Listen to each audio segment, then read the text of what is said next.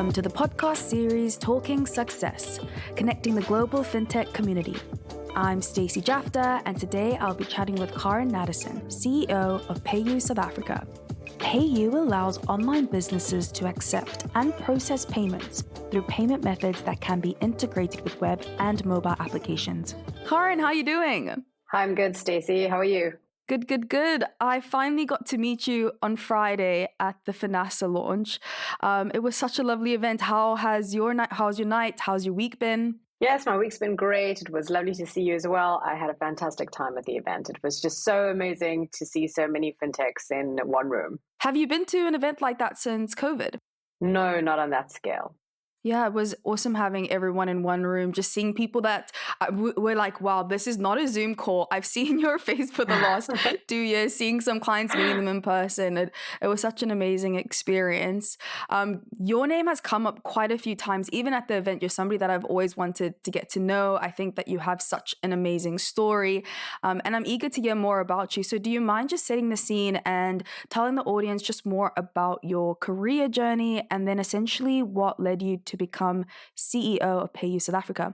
Okay, cool. So I've been in tech for most of my life. My dad got me a computer when I was quite young, and I was able to study computer science at school. And then I did a degree in computer science and information technology at Rhodes University. I got hired straight out of uni as a Java developer, and I worked at 2 startups in Cape Town in various tech roles. So that's basically how I landed up in Cape Town, and I never wanted to leave because it's so beautiful here. So from there, I did a second degree. I did a BCom honors degree at UCT. And then got a job at ShopRite. I worked as, I think it was business and systems analyst on a project migrating from their AS400 system to Microsoft .NET framework using BizTalk and MSMQ for the queue orchestration. And that was in the early 2000s. So that was basically my just my background in South Africa. It wasn't really a very long time. And at this point, I think this helped me land a job in the UK. So I moved to the UK for, I think it was around 9 years. I worked with Microsoft directly as a business and systems analyst on some global projects. And then from there, one of my colleagues was moving to Microsoft, and he asked if I would come along with, which I did, to BP. And there I ended up in this cool mansion house on Wichita Hill with some rather nerdy chemists at BP, working at Industrial Lubricants and Services. What a change up. I know. So, I mean, it was always in tech, but I mean, I've been, lots of different companies, lots of industries. Yeah. And even at BP. So after BP, I took a break in between, and I did some consulting in the payment sector. And then I moved into BP Global Communications within IT and services on strategic projects. And after a couple of years there, I found myself back at Cape Town at this little startup called PayU. What intrigued you of PayU at the time? Nothing much. Great.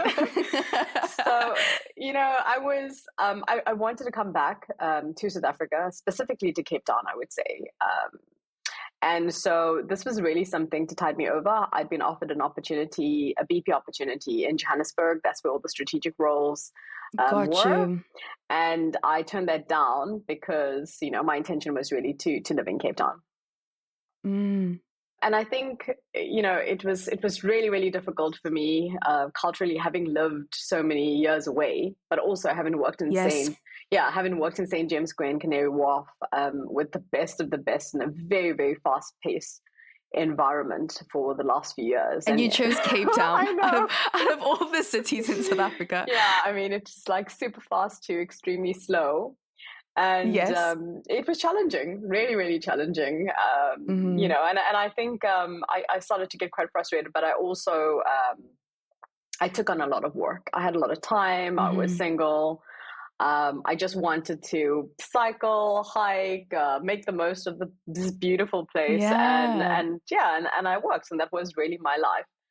And I had a lot of experience from these roles that I'd had in the UK. So there was quite a bit that I could offer to the startup, really. So I started to put in processes, portfolio management, and at some point, PayU was starting to become, Naspers was reining in these fintech investments they'd made and pulling into one global company. So, at that point, I started to take on bigger roles. So I became the product head for Middle East and Africa. I led a portfolio management team globally. And so I was able to put in a lot more structure, processes, business case ideation to product delivery, for instance. And at some point, I think the global team or the Naspers leadership team started to review the business globally. And at that point, I think I'd worked at PayU for about maybe 2 to 3 years.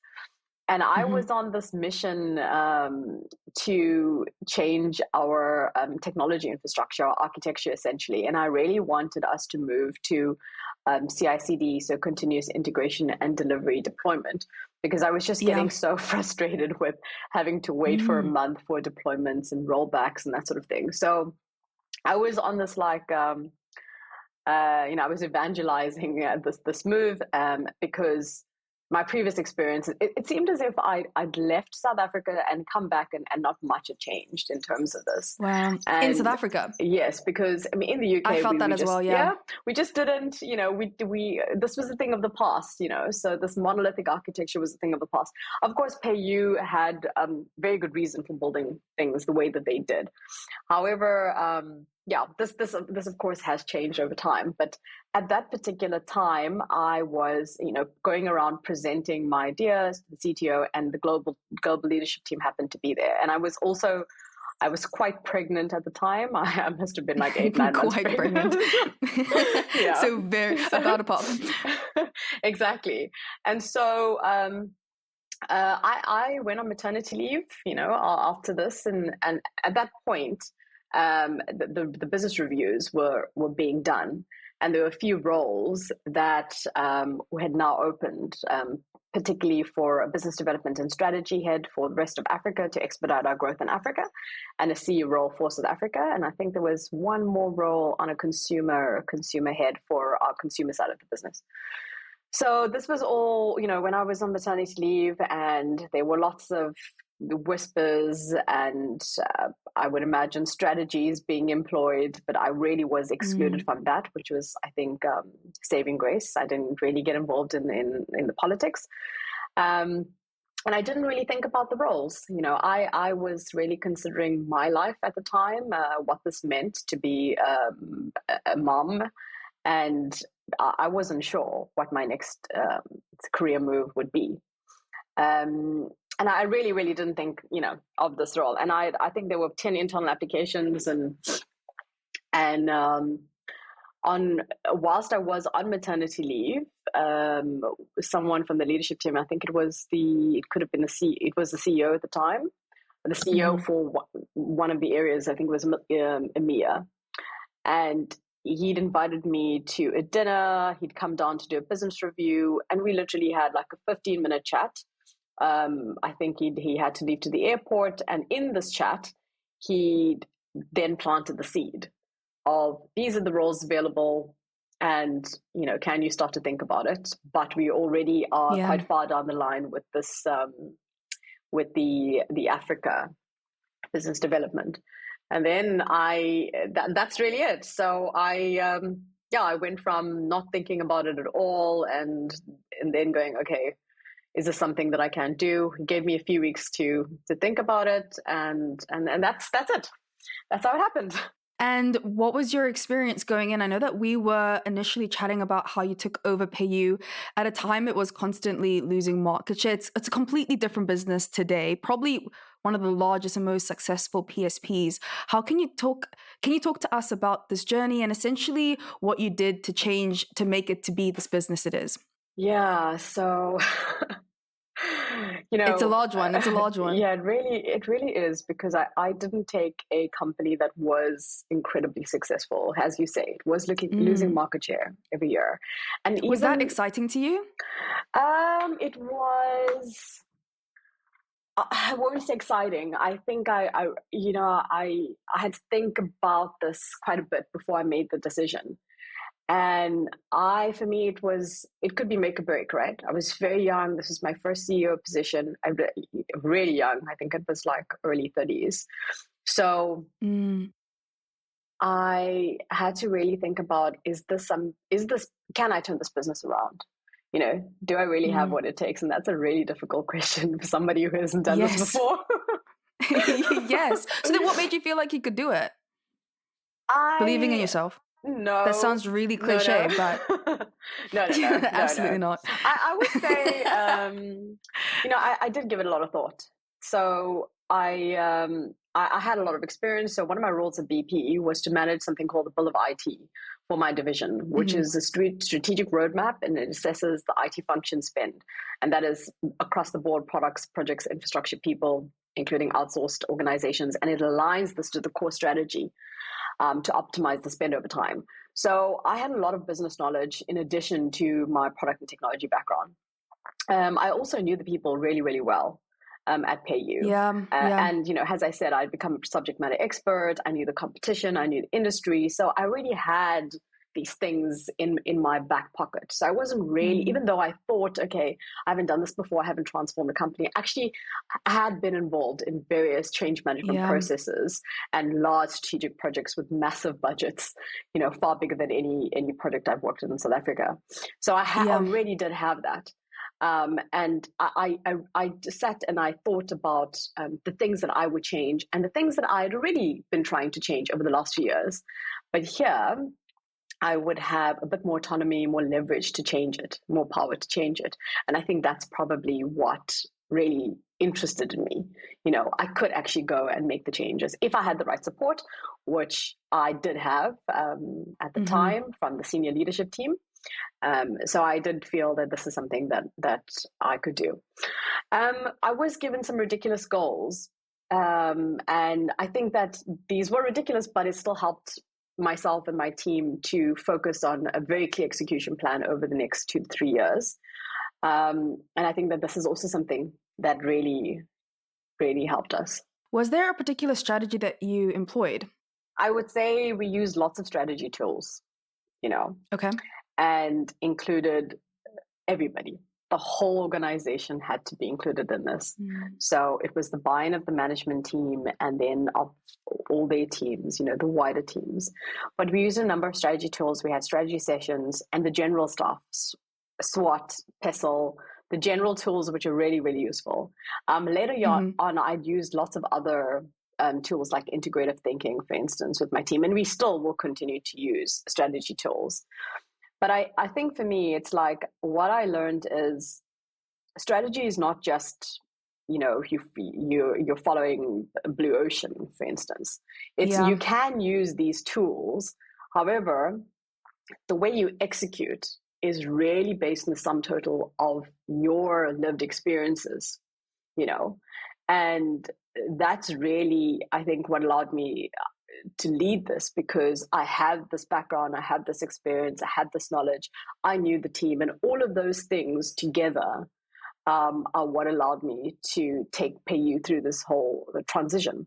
I also had a really, really great coach, and I think that this was Mm. incredibly important because um, you need to voice your thoughts in a safe environment, which Yeah. is Yeah. incredibly challenging to do in this position.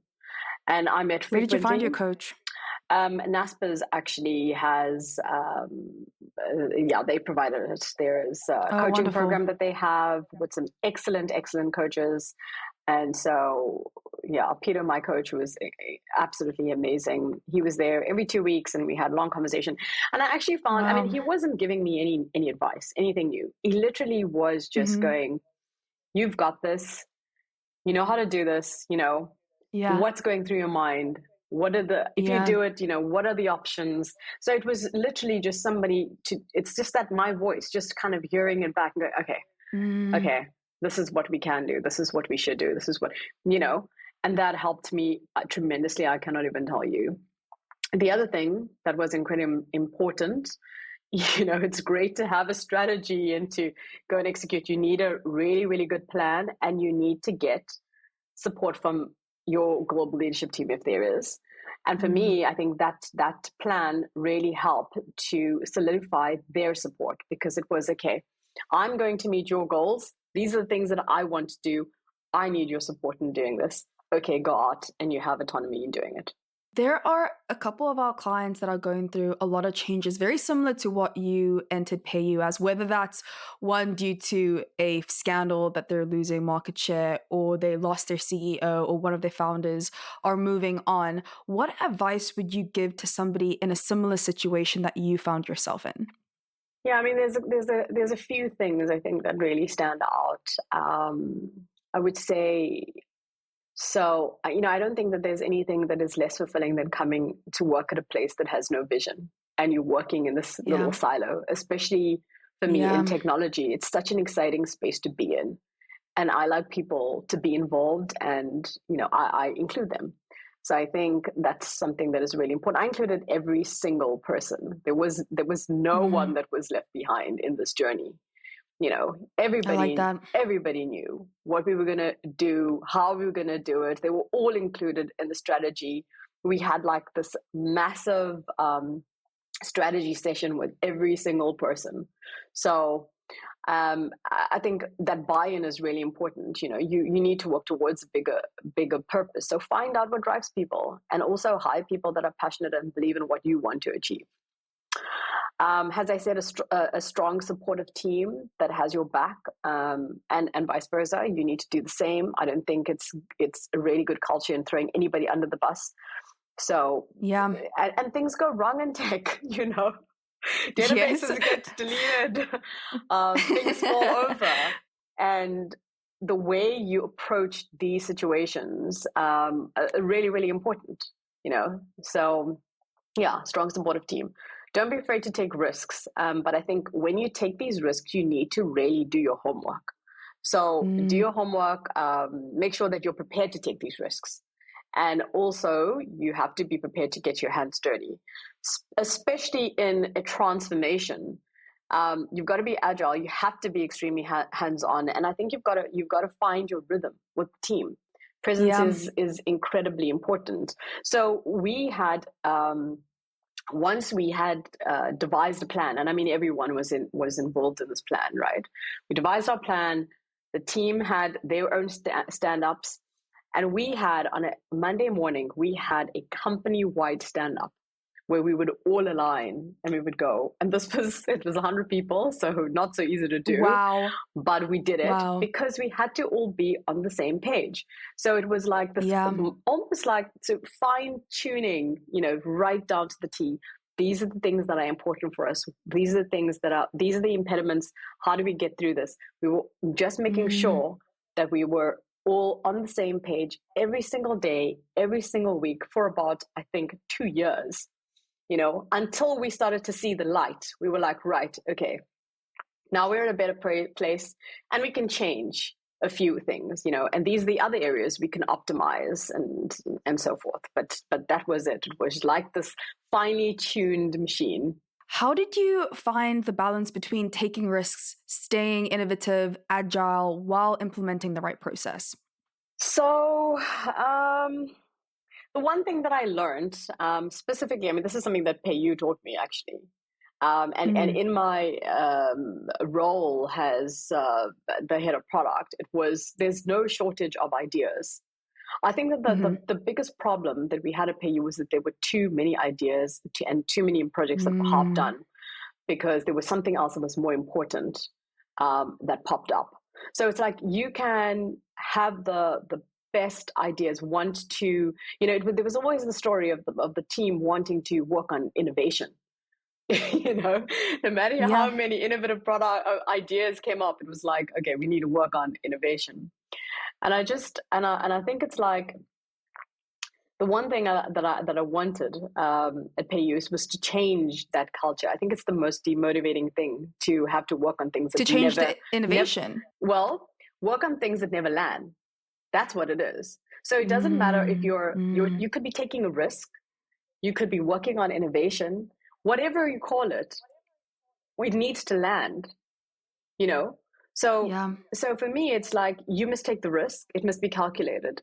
It can be innovative, but you need to have done the homework and stay focused. Stay on that Yeah. path and get it delivered. Don't take on too much. Don't try to do everything. Don't let hype and excitement of a new idea prevent you from doing your homework. You know, business cases are important. So stay the course. So for me, I think it's like if you want to take on risks and you want to be innovative, you need to stay focused and structured. So, and you can be as agile as possible and still be structured. So I just want to put that out there because some people think, you know, saying structured means not being agile, but that's exactly what it is.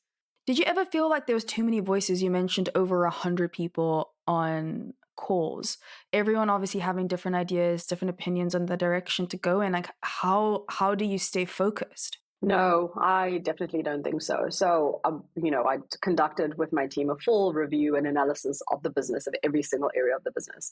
And I think for me, it was, I'm a numbers person. So it was really starting with the numbers. So let's look at, you know, how much money we're making, Yeah. where's it coming from, which products, you know, Yeah. what are people costing us, what is operations costing us, and then looking at where we could drive certain efficiencies. We were part of a global company. We decided to optimize some of the functions by centralizing them, and all of these things that we did, it was decided with the team because it was make or break. It was okay, we can do nothing, continue at this pace, and we can just close, you know, forget about PayU. Yeah. Or we can do a full analysis of the business and we can turn things around. And so it was finance, some of the operational aspects, and the biggest part of this was a product and technology strategy, right? So what was going to completely change the game for us? And so we really focused on product innovation. So we took, to answer your previous question, we took massive risks because we had to turn things around. But we also, and these were not only product, it was technology, platform related. It cost a lot of money. So we were going to be expending money as well, you know.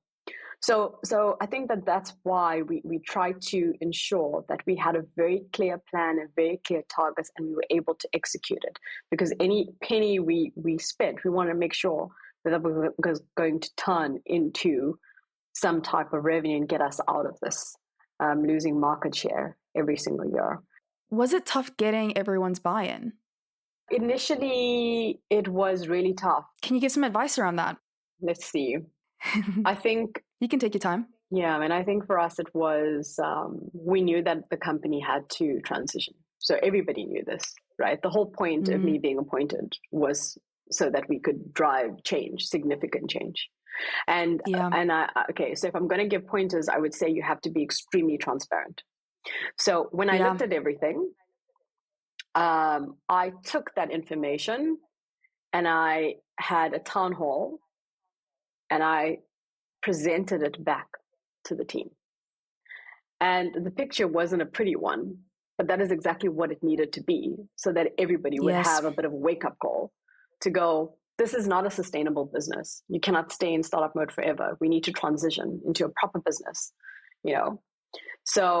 And then from that point, it was like, okay, this is the starting point for us now. We need to get to here. And you guys, we all need to work together to lay out the plan of every single thing that needs to be done to get to this point. So it was everyone in. So there were a few people that would, you know, I think for me, just getting into this position was already very challenging, as you can imagine. Yeah. I was very young. I just had a baby, female, of color, all those things, whatever it is, you name it. Yes. And so there was quite a few people that had applied for the role that didn't get it, that also were not very happy. And I think this is also where you need other people, global leadership, that completely believe in you and are there to say, this is it. They're behind you. Did you ever have imposter syndrome? I really was so focused on the task because I think to a degree it was a very risky thing to do. So I was also a bit scared, and that just got me to just overdrive in this mode of I worked like crazy. I don't think I was up at every hour. Well, I had a baby, but I was also working. Yeah, so you literally were up at every hour. No, I literally was up, and the funny thing is, I think that helped. I'd wake up like every 2-3 hours for my son, and when I woke up, I also would work. In that time. So I was literally up, and I don't think I averaged more than 4 hours sleep in the first year. How did you function? How? I think as a woman, you have special abilities, and I'm not joking, because I do not remember being tired. Because how do you wake up every 2 to 3 hours to nurse your child? You just do, and you can't go on. And I just did. And I think it was like for the first year, not much sleep, but the second year, things started to change. So it got a little bit better. And, from there, we saw the light, and it started getting a lot better, quite quickly. But we were really agile. We were very, very aware of, I wouldn't say competition, but I think everything that was happening in the market. And we were able to adapt quite quickly. Once we had made the significant changes that we needed to make, the foundation was laid for us to really, really start to scale and work on far more interesting things. So the groundwork had been done. So impressive. There are so many challenges being a young woman in fintech, in leadership. You did this while having a baby, waking up every couple hours. Mind blown. What advice do you have for somebody molding their leadership style? They're young.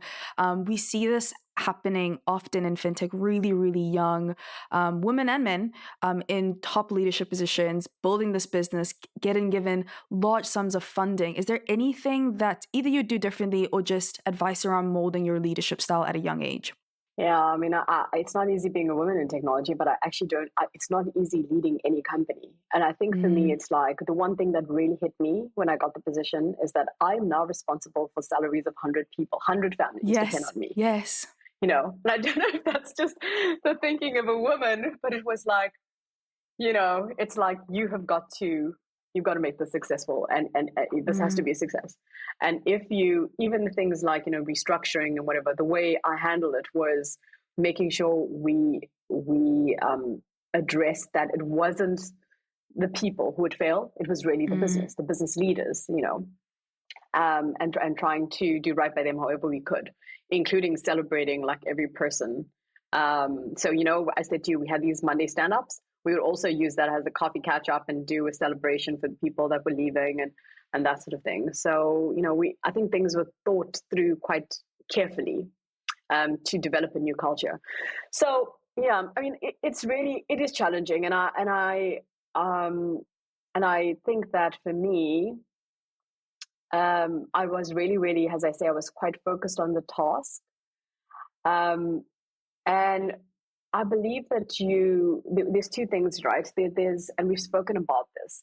You're a combination of two elements. The one is really the skills that you have, this technical and soft skills that are sum total of all your experiences, right? And you need to be very aware of what those are, very aware, because, I also said to you that I wasn't even interested in this role, but I had the skills. And I think that many women actually face this challenge. We just don't apply for roles. We just don't think we can do it, but we have the ability.